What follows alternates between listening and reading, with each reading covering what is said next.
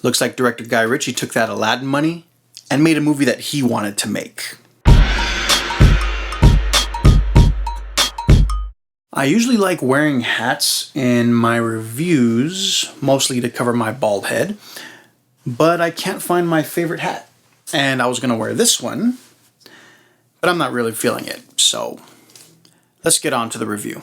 Welcome to the channel. My name is Mike Huante, and this is Huante Talk, where I want to talk movies with you. Today we're talking about The Gentleman. The Gentleman follows an American gangster who makes a name for himself in the weed business in Great Britain. The story is told through the investigation and imagination of Hugh Grant's character, who deciphers the story of this American gangster and tells it to his right-hand man, played by Charlie Hunnam. This is all in an effort to blackmail him for $20 million, or pounds. Now, this film was directed by Guy Ritchie, who has directed a lot of my favorite films, including Snatch and Rock'n'Rolla, the Sherlock Holmes movies, and more recently, Aladdin. Guy Ritchie is known for making gangster comedies, and this is probably up there with one of the best gangster comedies that he's ever made. It might be a hit and miss with a lot of people as far as following the story, because it's told through the eyes of one person, and then it is handed off and told through the eyes of another person, and then it goes back and shows you real details versus fake details. And the whole thing is kind of just a red herring for another big picture.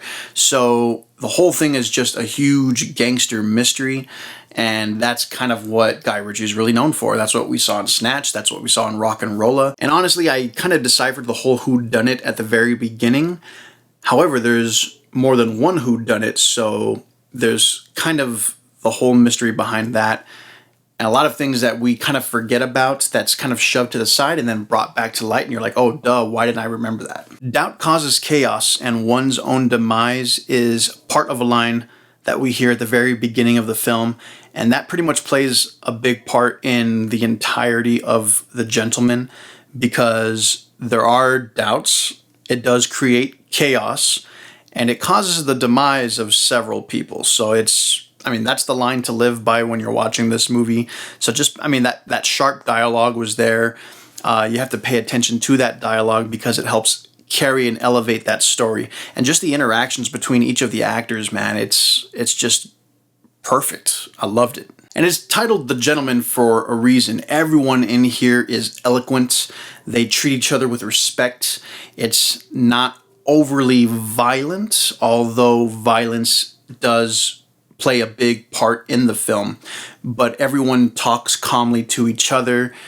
They try to be respectable to each other, and they try their best not to lose it. They try to always keep their composure, and that goes for almost every character except for Hugh Grant, who just doesn't care. He's just trying to get money. And the fun part about it is just the way the story's told, the way we see it through different eyes, the way that the characters bring it to life, especially the way Hugh Grant tells the story, because the whole time he's telling it, he's basically just flirting with Charlie Hunnam's character, and it's pretty hilarious. And Charlie Hunnam's character, man, I think this is probably now my all-time favorite Charlie Hunnam character, and that's even more so than his Sons of Anarchy role, and even more than his Green Street Hooligans role, which was my number one until I saw this movie. And one of my favorite scenes is actually with Charlie Hunnam when they're chasing these guys down trying to get their cell phones, and they're playing a different version of the Wu-Tang Clan song, and it's freaking hilarious. Matthew McConaughey's character was definitely the most menacing, but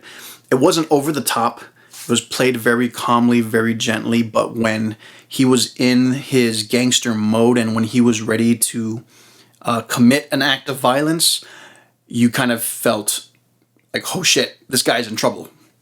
And that's really what I liked about Matthew McConaughey's character, because he commands the screen, he commanded the scenes. You knew who had the balls in the movie, and it was all him. I haven't really seen Michelle Dockery in a lot of movies. She plays the wife of Matthew McConaughey, and she's very sexy. And the thing I like about Michelle Dockery is that when she was in Matthew McConaughey's presence, she was the one that had the balls. She was commanding the screen, and that plays a big part in deciphering the needs and wants of Matthew McConaughey's character, because the only thing he really cares about is his wife. So if someone messes with her, they're in big trouble. Henry Golding was a lot of fun to watch too.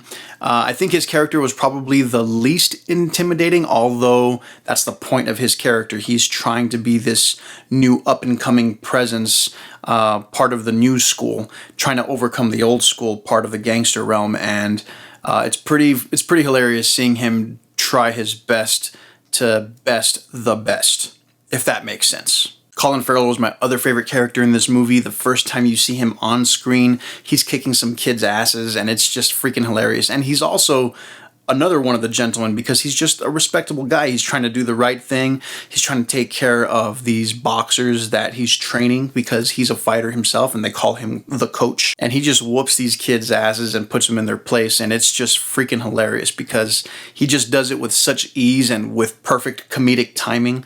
So Colin Farrell always does awesome, and it was awesome to see him in this movie. I have to say, so far, I mean, the year's barely beginning. January, we usually get a lot of crappy films, but this was probably the best film to come out this year officially, and it's going to set the bar for some future films that we see.